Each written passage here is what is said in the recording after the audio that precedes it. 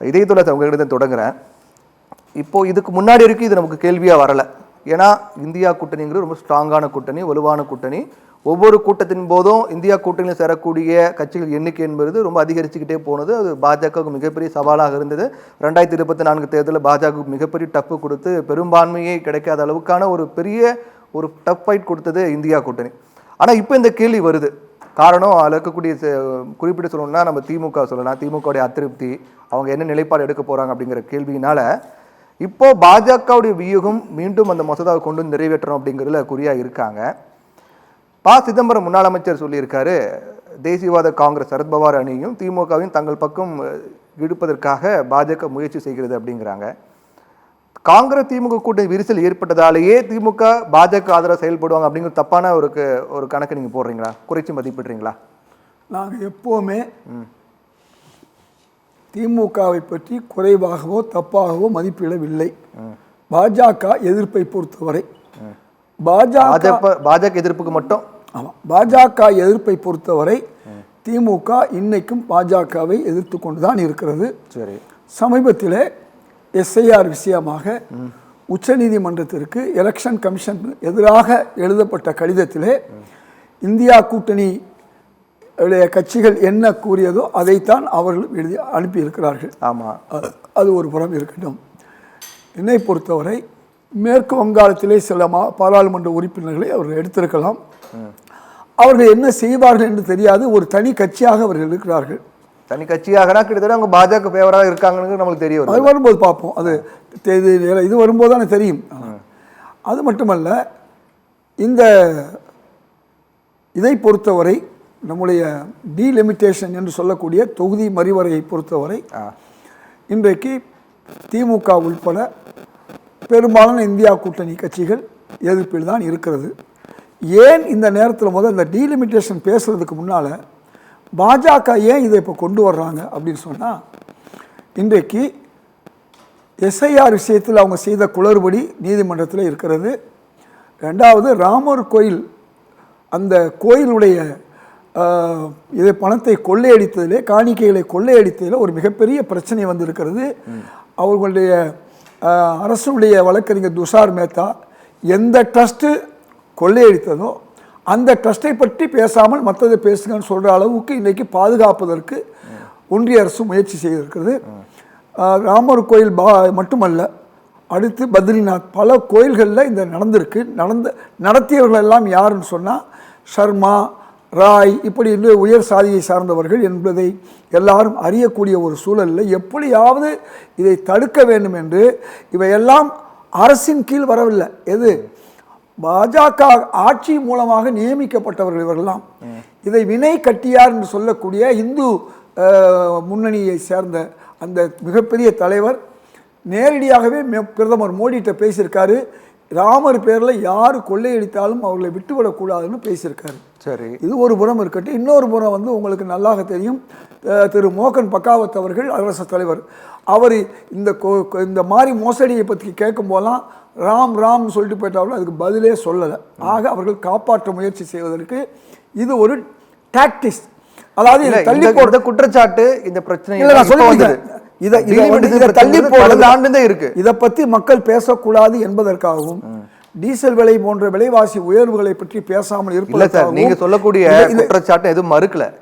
இது எல்லாம் இப்ப வந்த குற்றச்சாட்டு. டீலிமிட்டேஷன் அப்படிங்கிறது கடந்த ஆண்டு இருக்கு இல்லையா? அதான் நான் சொல்ல போறேன். 1971 ஒரு சென்சஸ் எடுத்தாங்க.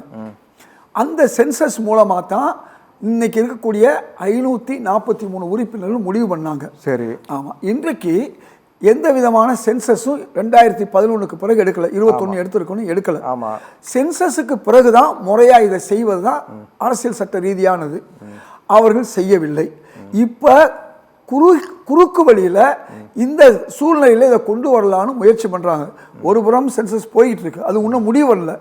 இதை எப்படியாவது அவசர கதியில மூடு மந்திரமாக அரசியல் கட்சிகளுக்கு இந்த தகவலை தெரிவிக்காமல், எங்களுடைய தலைவர் எதிர்க்கட்சி தலைவர் திரு மல்லிகார்ஜுன கார்கே என்ன கேட்டாரு, கடந்த முறையும் நீங்கள் அதை மூடுபந்தரமாக வச்சுருந்தீங்க, எங்களுக்கு நீங்கள் தெரியப்படுத்தலை. இப்பொழுது நீங்கள் எதிர்க்கட்சியில் கூட்ட ஆலோசிக்கலை. ஒரு ஜனநாயக முறைப்படி இல்லாமல் நீங்கள் ஏதோ ஒரு உள்நோக்கத்தோட இந்த மறுவரையை கொண்டு வர்றீங்க. இது தவறு. எதிர்க்கட்சிகளோட பேசுங்கன்னு சொல்கிறாரு. ரெண்டு அல்லது பாராளுமன்ற நிலைக்குழுவில் ஒரு கமிட்டியை போட்டு அதுவும் பேசலாம். எதையுமே செய்யாமல் இது ஏதோ பாஜக தனக்கு வேண்டிய ஒரு காரியத்துக்கு செய்யுது.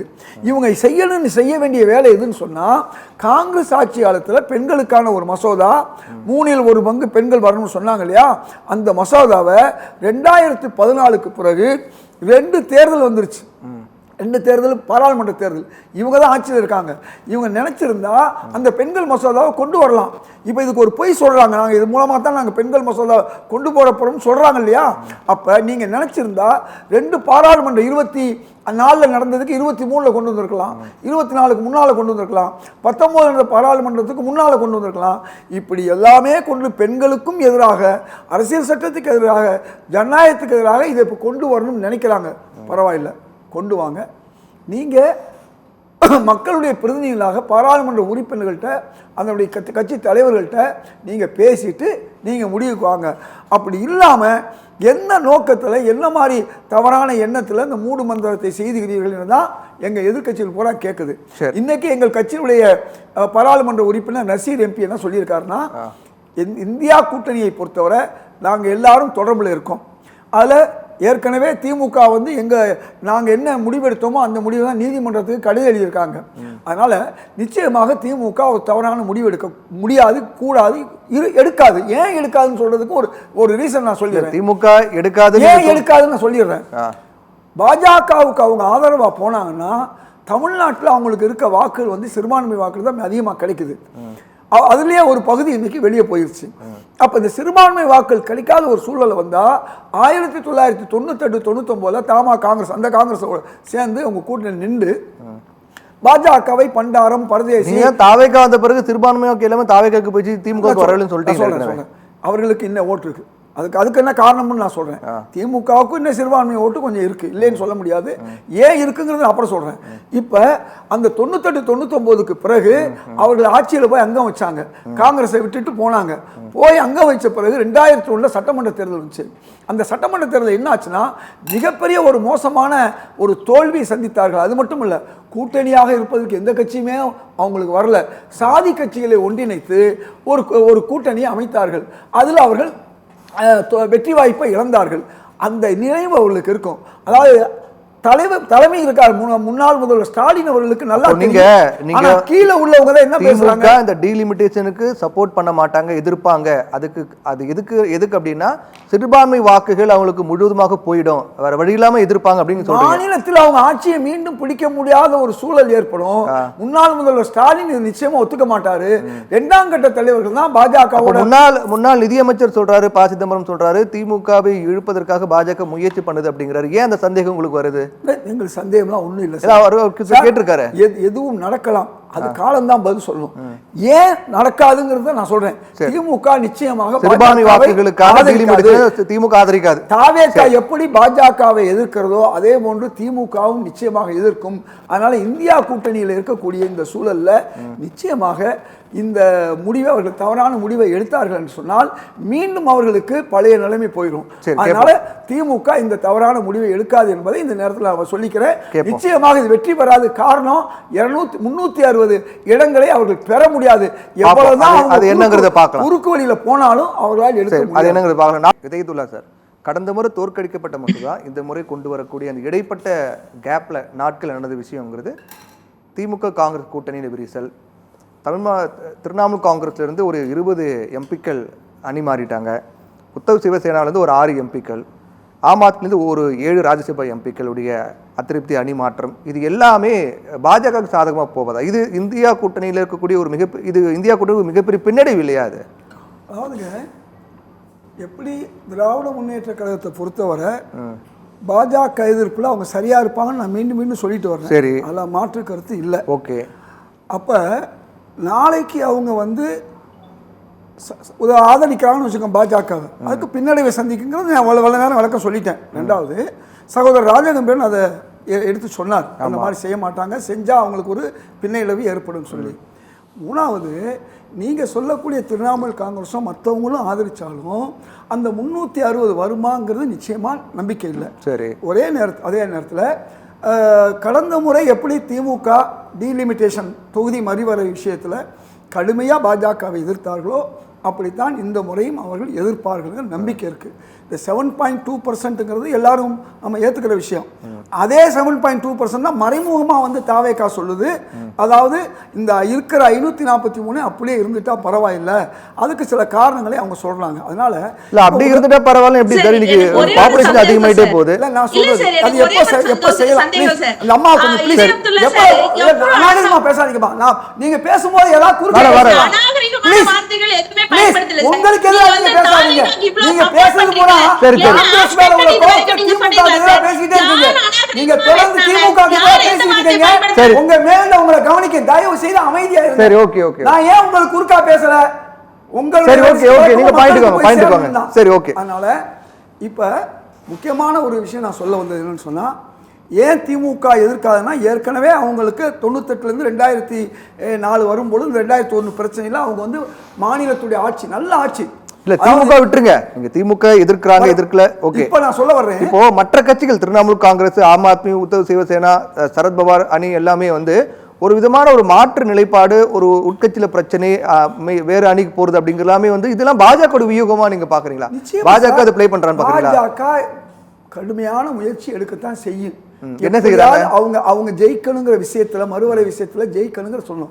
இப்ப நாம என்ன சொல்றோம்னா, நீங்க அவசரமா செய்யணும்னா பெண்கள் மசோதாவை செஞ்சு முடிங்க. அதுக்கு எவ்வளவோ 2-3 தடவை நீங்க கோட்டை விட்டீங்க. இது சென்சஸ் இப்ப எடுத்துக்கிட்டு இருக்காங்க. 2029க்குள்ள இதை கொண்டு வந்துட்டா அகில இந்திய அளவில் அவங்க அதிகமான இடங்களை வெற்றி பெறலாம்னு அவங்க நினைக்கிறாங்க. கடந்த முறை 300ல இருந்து 400க்கு போறதா சொன்னவங்க 240 நின்றாங்க. அதுவும் கூட 80 தொகுதி தேர்தல் கமிஷனுடைய உதவியாளர். அப்போ இந்தியா கூட்டணி ரொம்ப வலுவா இருந்துச்சு. ஆனா இப்ப அப்படி இல்லையே. நீங்க சொல்லாதீங்க, இஷ்யூ பேஸ். அதைத்தான் நான் சொல்றேன். நான் மீண்டும் சொல்றது ஏன்னா, சிறுபான்மை வாக்குகள் வந்து இன்னைக்கும் பாதி வந்து திமுகவுக்கு தமிழ்நாட்டில் இருக்கு. நான் இல்லைன்னு சொல்ல மாட்டேன். ஒரு பகுதி தான் இன்னைக்கு காங்கிரஸ் தாவேகா எடுத்தாலும் கூட காங்கிரஸ் விசிகா போன்றவர்களும் சேர்ந்து தான் இதெல்லாம் எடுத்தாங்க. இப்போ ஏன் இந்த பிரச்சனை வரும்னா, இன்னைக்கு ஏன் முஸ்லீம்களுடைய ஆதரவு ஓரளவுக்கு திமுகவுக்கு வருதுன்னு சொன்னா, என்னை போன்றவர்கள் இடஒதுக்கீடு உங்களுக்கு நன்றாக தெரியும். இந்த 3% இடஒதுக்கீடு அதுக்கு முன்பு காகிதம் இல்லத்து கேட்டது, சமது சாபு அவர்களுக்கு லத்தீப்லாம் கேட்டது கொடுக்காம நான் வாங்கி கொடுத்தேன். உலமா வாரியம் என்னுடைய பேரில் வந்தது. அதே மாதிரி இன்றைக்கு ஹஜ்ஜிலம் என்பது அந்த உத்தரவே, அரசு உத்தரவே முந்தைய முதல்வர் ஸ்டாலின் காட்சியில் வந்தது என் பேர்ல இருக்கு. அது மாதிரி மகளிர் உதவு சங்கம், மகளிர் விடுதி, நாம் அந்த நேரத்தில் எடுத்த முயற்சி கலைஞர் அவர்கள் கேட்டதெல்லாம் கொடுத்தாரு. அது மட்டும் இல்லை, அதற்கு முன்பு கலைஞர் வந்து உருது முஸ்லீம்களை வந்து பேக்வேர்டில் கொண்டு வந்தார். இதன் விளைவாக இன்னைக்கும் ஒரு பகுதி முஸ்லீம்களுடைய சிறுபான்மை வாக்கு வந்து திமுகவுக்கு இருக்கு. அதை இழக்க விரும்ப மாட்டாங்க. அப்படி இழக்கக்கூடிய ஒப்பிட்டு பாக்குறீங்க. டீலிமிட்டேஷன் ஒட்டுமொத்த மக்களுக்கான, தமிழக மக்களுக்கான நான் சொல்ல வர்றது, அவர்களுக்குன்னு ஒரு வாக்கு வங்கிக்கு போக மீதி வாக்கு வங்கி சிறுபான்மையை கிடைக்கிறதுனால அது வந்து அதை இழக்க விரும்ப மாட்டாங்க. எல்லாம் என்ன நினைப்பாங்க, ஒரு சின்ன விஷயம் சொல்றேன், திருப்பரங்குன்ற விஷயம். தாவேக்கா என்ன சொன்னாங்க, முந்தின 2 வருஷம் 3 வருஷத்துக்கு முன்னால என்ன நடந்துச்சோ அதான் நாங்க நிலைப்பாடுப்பாங்க. அதே மாதிரி இப்ப சொல்றாங்க, ஆனா எலெக்ஷன் டைம்ல அதை பத்தி ஒரு வார்த்தை பேசவே இல்லை. அதைத்தான் சொல்ல வர்றேன். மாடு வெற்ற விஷயத்துல காரியத்தில் கண்ணா இருந்து சுப்ரீம் கோர்ட்டில் போய் அவங்க என்ன வாங்கிட்டு வந்தாங்க, தடை உத்தரவு வாங்கிட்டு வந்தாங்க. அதனால அவங்களுக்கு ஒன்றும் சிறுபான்மை வாக்களை இழக்கிறதுக்கு அவங்களும் விரும்ப மாட்டாங்க. அவர்களும் சரியா தான் இருக்கிறாங்க, நான் இல்லைன்னா சொல்ல முடியாது. அதனால எல்லாம் நாங்கள் தான் செஞ்சோம்னு சொல்றதை விட நீங்க செய்ய வேண்டிய விஷயம், திராவிட முன்னேற்ற கழகம் இந்த தொகுதி மறிவர விஷயத்தில் வந்து நிச்சயமாக பாஜகவை எதிர்க்க வேண்டும். அது மட்டுமல்ல, நான் ஏற்கனவே சொன்ன பல்வேறு விஷயங்களில் தொடர்ந்து பாஜக இந்திய மக்களுக்கு எதிராக இருக்குது. விலை குறைஞ்ச போது கூட பெட்ரோல் விலையில் என்ன செஞ்சாங்க, அதைத்தான் செஞ்சாங்க. என்ன செஞ்சாங்க, மக்களுக்கு அதிகமான விலையை வச்சு அவங்க விற்றாங்க. இப்படி பல்வேறு விஷயங்களை திசை திருப்பதற்கு கொண்டு வரதையும் திமுகவும் கடுமையாக எதிர்க்க வேண்டும். இப்ப அமைச்சர் நிர்மல்குமார் சொல்றாரு, திமுக பாஜக மறைமுகமாக கூட்டு சதி பண்றாங்க, கூட்டணியில் தான் இருக்காங்க.